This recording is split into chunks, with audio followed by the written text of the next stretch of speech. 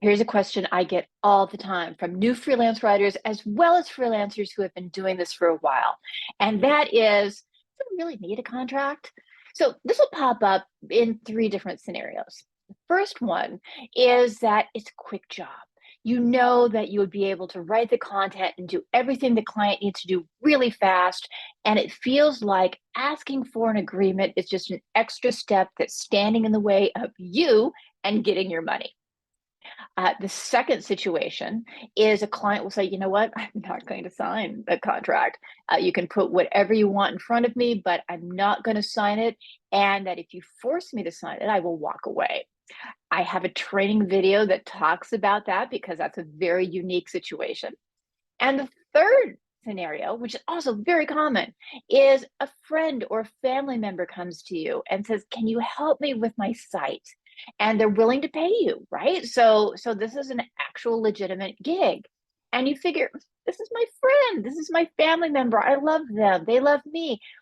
What could happen? How bad could it be? So the question I encourage people to ask themselves when faced with that scenario is, imagine that you have completed the project.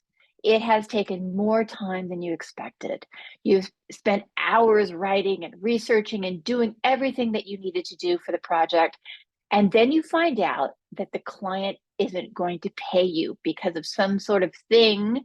And because you don't have a contract or no way of recourse, then you're not going to get paid. You're just out of the money. In fact, imagine that the client not only isn't going to pay you, but they're going to use your content anyway. Like, get into that feeling and think about how you would feel in that situation. Now, if it's a friend or family member, you might be like, yeah, okay. In certain very specific situations, that may be cool.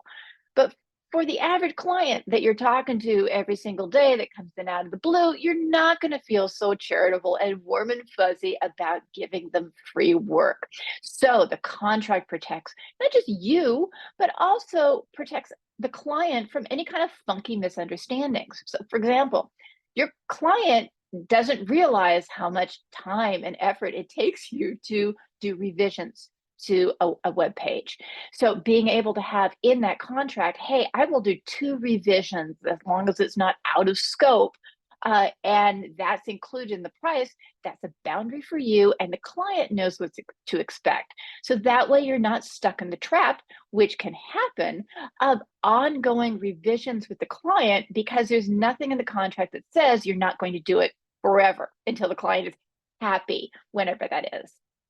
The second situation could be as simple as like when you get paid a second payment. So you get a retainer, there's going to be time that you get more money in from the client as you do more work.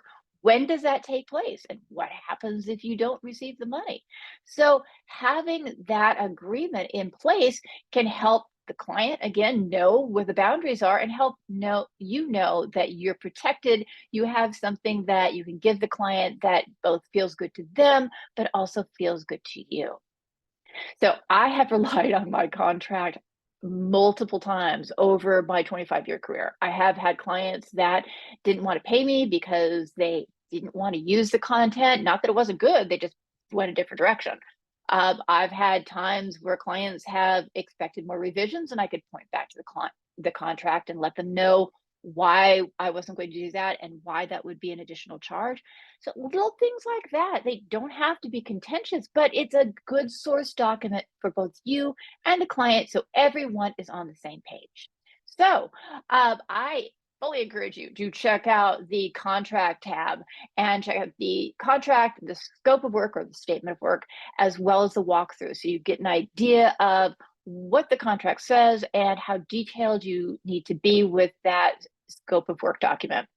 And also, if you do have that client who does not want to sign a contract, I have a special video for you too. Again, it's a unique situation. Sometimes it's just asking the right questions to get an idea of what's going on in your client's head. And that can hopefully help you and help the client be more comfortable about working together and signing the agreement. All right, everyone, I hope this helps. Thanks so much.